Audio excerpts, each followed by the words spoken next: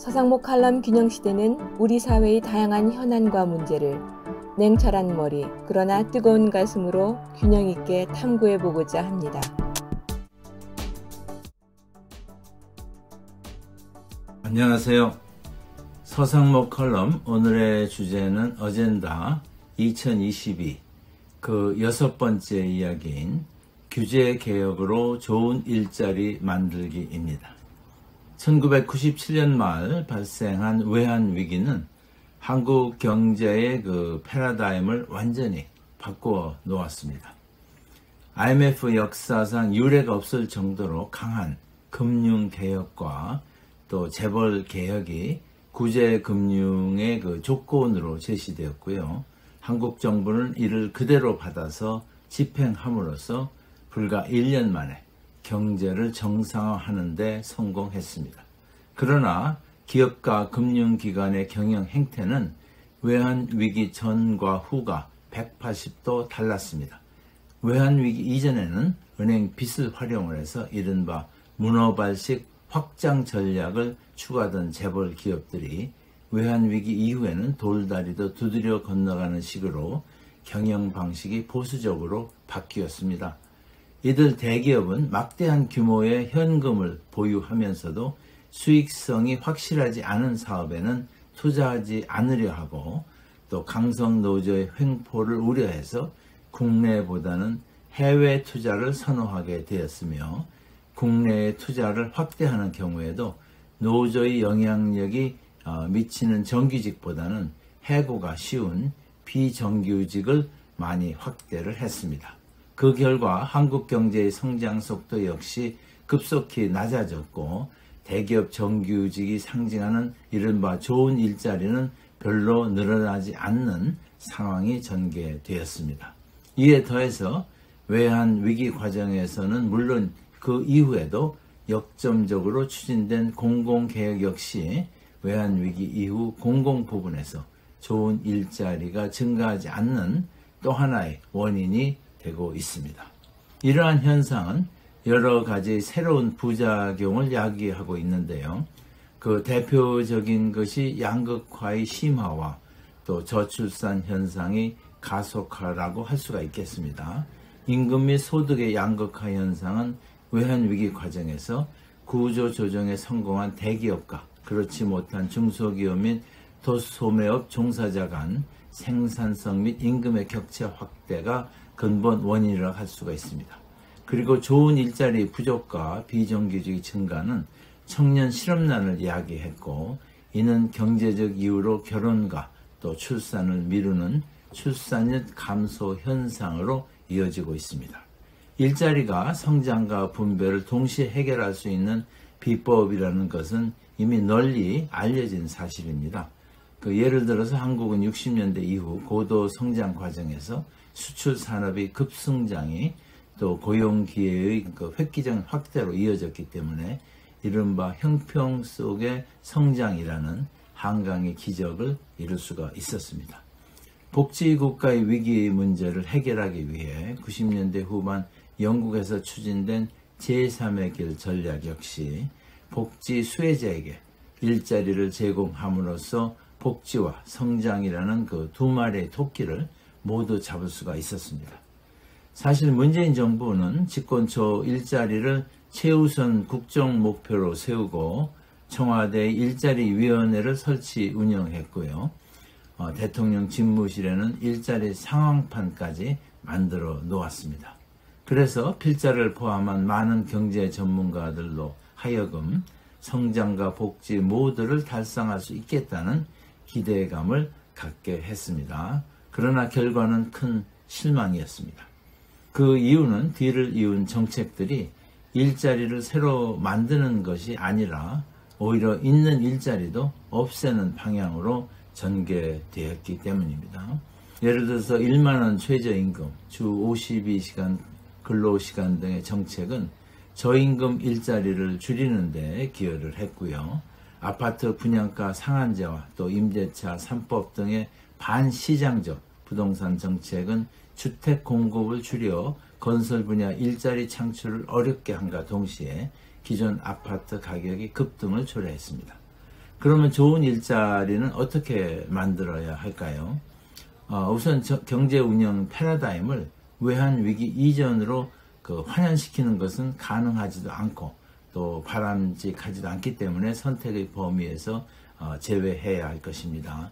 그러면 남은 정책적 선택은 새로운 일자리 창출을 저해하는 규제들을 과감히 정리하는 것이라고 저는 생각을 합니다. 우리나라에는 오랜 정부 주도 경제 운영의 여파로 해서 기업 활동에 대한 규제가 너무 많습니다. 관치금융의 산물인 금융에 대한 규제가 대표적인 사례라고 할 수가 있겠습니다. 현재와 같은 규제 수준이 유지되는 한 한국 금융산업이 국제 경쟁력을 갖춘 산업으로 발전하는 것은 사실상 불가능하다는 것이 전문가들의 공통된 견해입니다. 우리나라 서비스 산업은요, 2020년 현재 부가가치의 62%, 그리고 고용의 89%를 차지하고 있지만 생산성은 미국 등 선진국의 절반에도 못 미치고 있습니다. 생산성이 낮기 때문에 임금이 낮은 악순환이 서비스 분야에서 반복되고 있는 것입니다. 상황이 이렇게 된 이유는 제조업은 수출 산업으로 인식되어서 경쟁력 강화를 위한 정부 차원의 대책이 지속적으로 추진되어 왔지만 서비스업은 지금까지 그대로 방치돼서 규제 투성이가 되었기 때문입니다. 이러한 인식을 기반으로 정부는 서비스 산업 발전 기본법을 일찍이 지난 2012년 7월에 발의를 했으나 현재까지 이 법은 국회에서 오랜 낮잠을 자고 있습니다. 이 법은 민간 합동의 서비스 산업 발전위원회를 설치 운영하고요.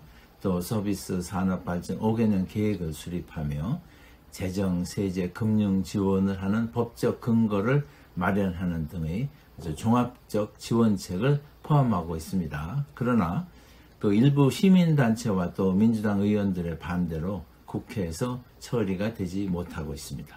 이 법을 반대하는 이유로 재벌과 기업의 이해관계를 우선해서 서민의 삶을 외면한다는 아주 막연한 우려와 또 이 법이 의료 민영화 법이라는 우려를 지적하고 있습니다. 그러나 이는 전혀 근거가 없는 것으로 집권당인 민주당과 또 최고 엘리트 집단인 대한의사회마저 이런 호황된 주장에 흔들린다는 것은 이해하기 어려운 일이 아닐 수가 없습니다. 규제와 관련해서 또 하나의 문제 부분은 수도권 규제입니다. 60년대 이후 지속되어 온 수도권 규제는 그동안 규제 개혁이 성역이라 할 정도로 규제 분야에서 아주 확고한 위치를 차지하고 있습니다.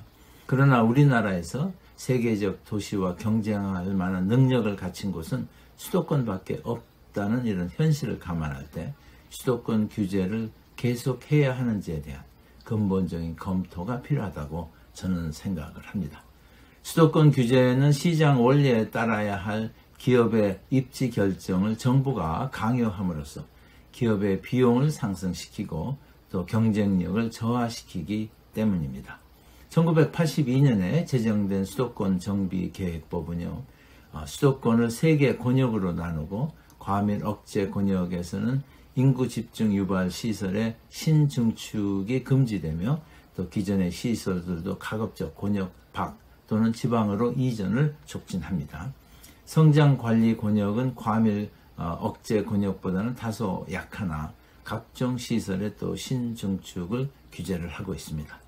자연보전 권역은 수도권 주민의 상수도 보호 차원에서 강한 규제를 실시하고 있습니다. 여기에서 핵심 쟁점은요, 세 권역 모두에서 대기업의 신증설이 금지되고 있다는 사실입니다. 객관적으로 입지가 가장 좋은 지역에서 대기업의 신증설이 금지되고 있기 때문에 많은 투자들이 지방으로 전환이 아니라 아예 투자를 안 하거나 또 외국으로 입지를 선택하는 것이 문제로 지적이 되고 있습니다. 이 경우 좋은 일자리가 그만큼 사라지는 것은 당연한 결과입니다. 또한 첨단 업종에서 외국인 투자 대기업에 대해서는 성장관리 권역 내의 신증설이 허용이 되지만 국내 대기업은 금지됨에 따른 역차별도 그 논란의 대상이 되고 있습니다. 이에 더해서 대기업 공장의 입지 규제는 계속하면서 수도권의 신도시 건설을 추진하는 것 역시 정책의 일관성 측면에서 문제로 지적이 되고 있습니다. 국제 경쟁력 차원에서 좋은 일자리를 많이 만들기 위해서는 수도권 규제 정책을 기존의 반성장 구도에서 성장 관리 시스템으로 이렇게 전환을 해야 한다는 것이 저의 생각입니다. 그 이유는 세계화가 빠른 속도로 진행이 되면서 오늘날 국가의 경쟁력은 대도시권 간의 경쟁력에 의해 결정되고 있기 때문입니다. 서울시정개발연구원의 연구에 의하면 서울 대도시권의 경쟁력은 세계적 대도시는 물론이고요. 아시아 지역의 싱가포르, 동경, 홍콩, 또 상해 등에 비해서도 낮은 수준으로 이렇게 나타나고 있습니다. 이는 그간 규제 중심의 수도권 규제 정책의 추진 결과라고 할 수가 있겠습니다. 따라서 고급 두뇌들의 집적과 또 활발한 국제적 교류가 필요한 첨단 산업 클러스터의 자연스러운 집적을 제한하는 각종 규제는 폐지하는 방향으로 수도권 정책의 재검토가 필요하다고 판단이 됩니다. 원격 의료 역시 규제만 풀리면 수많은 양질의 일자리가 생길 수 있는 대표적인 분야입니다.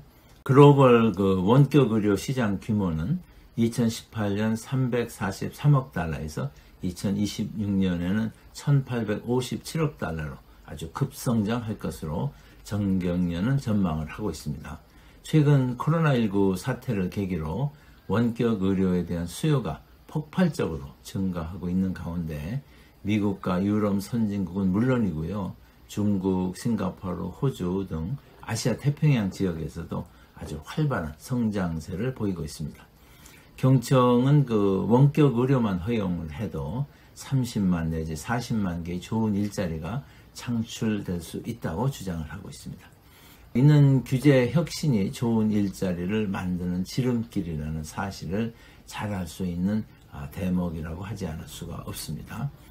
아직까지는 좋은 일자리 만들기가 핵심 쟁점으로 이렇게 부각되고 있지는 않지만 향후 대선 과정에서 규제 개혁을 통한 좋은 일자리 만들기는 주요 보수 후보들이 강조하는 정책 과제가 될 가능성이 아주 큽니다. 예를 들어 최재형 후보는 문재인 정부는 일자리 파괴 정부라며 좋은 일자리는 기업만이 만들 수 있기 때문에 이를 위해 규제가 줄고 또 기업이 투자하기 좋은 여건을 만들어야 한다는 점을 강조하고 있습니다.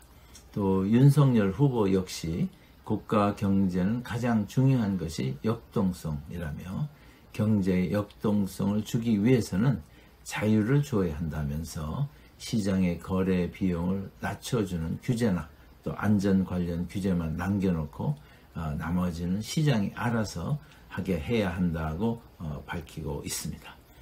저는 국회의원 시절인 1993년 6월 기업활동 규제 완화에 관한 특별조치법 제정을 주도한 적이 있습니다. 특별법을 제정해서 여러 법으로 묶인 규제들을 한꺼번에 풀어보자는 의도였습니다. 이 과정에서 제가 느낀 것은 규제 폐지로 득을 보는 다수는 조용한 반면에 규제로 득을 보는 소수는 규제 폐지를 아주 강력히 반대하기 때문에 규제 개혁이 어렵다는 사실이었습니다. 규제 개혁 없이는 좋은 일자리를 만드는 것이 사실상 불가능하다는 절실한 인식을 바탕으로 해서 규제 개혁을 선거 공약으로 제시하고 집권 후 이를 강력히 추진하는 정치 지도자와 또 그런 정치 세력이 나타나기를 간절히 고대하고 있습니다. 서상목 컬럼 균형시대는 규제 개혁의 진행 사항을 지속적으로 분석을 하고 또 그 대안을 제시하고자 합니다. 경청해 주셔서 감사합니다. 특혜를 주거나 제한을 가하는 모든 제도가 완전히 철폐되면 분명하고 단순한 자연적 자유의 체제가 스스로 확립된다. 이 체제 하에서 모든 사람은 정의의 법을 위반하지 않는 한 완전히 자유롭게 자신의 방식대로 자신의 이익을 추구할 수 있으며 자신의 근면과 자본을 바탕으로 다른 누구와도 다른 어느 계급과도 완전히 자유롭게 경쟁할 수 있다.